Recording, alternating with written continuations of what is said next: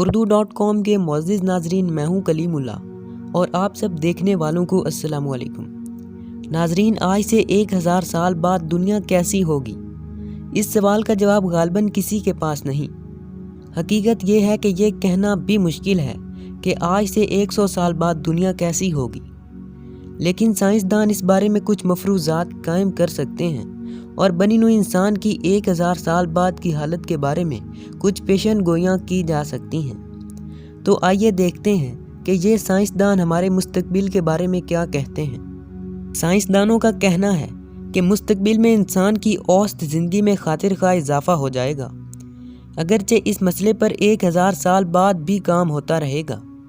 سائنسدانوں کے پاس 1 ارب Nano robots کا ہوگا جو جسم میں داخل ہو کر ہمارے مدافعتی نظام کی مدد کریں گے اور جسم میں موجود نقصان دہ اجزاء کو اکٹھا کر کے جسم سے خارج کر دیں گے۔ اس سے کینسر، دل کی بیماریاں اور بہت سے دوسرے عارضوں کا کلا کما ہو جائے گا اور بڑھاپا ایک قصہ پارینہ بن کر رہ جائے گا، یعنی انسان امر ہو جائے گا۔ انسانوں کی اکثریت موت سے نجات چاہتی ہے اور اگلے 1000 سال میں موت سے نجات ممکن ہو جائے گی۔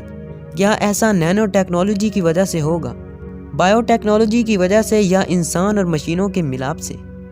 اس سوال کا جواب زیادہ اہم نہیں۔ 18ویں صدی میں انسان کی اوسط عمر صرف 37 سال تھی۔ اس وقت انسان کی اوسط عمر 79 سال ہے۔ اب یہ ہم پر منحصر ہے کہ اس اوسط کو مسلسل بڑھانا چاہتے ہیں یا سرے سے موت کے وجود کو ختم کرنا چاہتے ہیں۔ لیکن کیا ہم ہمیشہ کے لیے زندہ رہنا چاہتے ہیں؟ کیا مستقبل کے انسانوں کو ان کی مرضی کے خلاف بھی ہمیشہ زندہ رہنا پڑے گا؟ مستقبل میں لامحدود اور صاف ستھری توانائی میسر ہوگی جس سے ماحول آلودہ نہیں ہوگا۔ اگر کوئی آلودگی ہو بھی گی تو نینو روبوٹس اس آلودگی کو فضا اور پانی سے نکال کر اسے صاف کر دیں گے۔ یہی نینو روبوٹس شمسی توانائی کو بھی سٹور کریں گے۔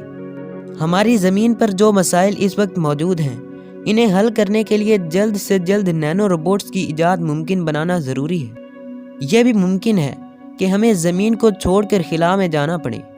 اس بات کا امکان موجود ہے کہ کسی قدرتی آفت کی وجہ سے زمین تباہ ہو جائے یا اپنی عاقبت نااندیشی کی وجہ سے زمین کے تمام وسائل ختم کر دیں۔ اگر ایسا ہوگا تو ہمیں اپنے لیے کوئی نیا گھر تلاش کرنا ہوگا۔ ہمارا سب سے پہلا پڑاؤ یقیناً مریخ ہوگا، لیکن ہمیں دوسرے ستاروں کے سیاروں پر بھی نظر رکھنا ہوگی۔ یہ عین ممکن ہے کہ ہم مستقبل میں غیر ارضی مخلوق کے ساتھ مل کر رہیں۔ کچھ لوگ تو یہ بھی کہتے ہیں کہ غیر ارضی مخلوق اس دنیا میں پہلے سے ہی آباد ہے۔ ذہین غیر ارضی مخلوق کی تلاش آسان نہیں ہوگی، لیکن یہ ناممکن بھی نہیں ہے۔ ایسا کرنے کے لیے ہمیں دور دراز کے سفر کے لیے نئی ٹیکنالوجی دریافت کرنا ہوگی اور بہت سی احتیاطی تدابیر اختیار کرنا ہوں گی۔ لیکن اگر ہم غیر ارضی مخلوق سے رابطہ کرنا چاہتے ہیں تو ہمیں کچھ خطرہ تو مول لینا پڑے گا۔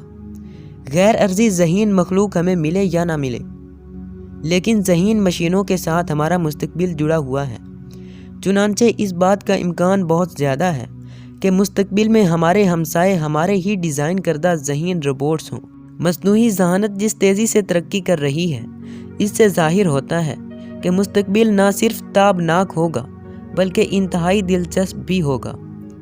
ہمارے مستقبل میں نہ صرف بہتر ٹیکنالوجی ہے بلکہ انسان اور مشین کا ایک ہو جانا بھی۔ ہم دن بدن بہتر سے بہتر کمپیوٹر اور انٹرنیٹ ایجاد کر رہے ہیں۔ شاید وہ دن دور نہیں جب کمپیوٹر کا ڈسپلے ہماری آنکھوں میں نصب ہو سکے گا۔ انسان اور مشین کا سنگم اتنا خوفناک نہیں جتنا سائنس فکشن کی فلموں میں دکھایا جاتا ہے۔ کم از کم ہمیں اپنی کاروں کی ترقی سے خوفزدہ نہیں ہونا چاہیے۔ مستقبل میں سپیس کا سفر بھی اسی طرح آسان ہو جائے گا جس طرح آج کل ایک شہر سے دوسرے شہر جانا ہے۔ اگر ہم سپیس میں لمبے عرصے کے لیے رہنا چاہتے ہیں تو ہمیں کچھ تکنیکی مشکلات پر نظر رکھنا ہوگی اور بے وزنی کی کیفیت کے انسانی جسم پر اثرات کو بھی سمجھنا ہوگا۔ انسان کے ڈی این اے میں مناسب تبدیلیوں سے ان میں سے کچھ مسائل کو حل کیا جا سکے گا۔ انسان کی آبادی کی کثرت کے مسئلے کو بھی حل کرنا ضروری ہوگا۔ ہر سال اس دنیا کی آبادی میں تقریباً 1.5% اضافہ ہو رہا ہے۔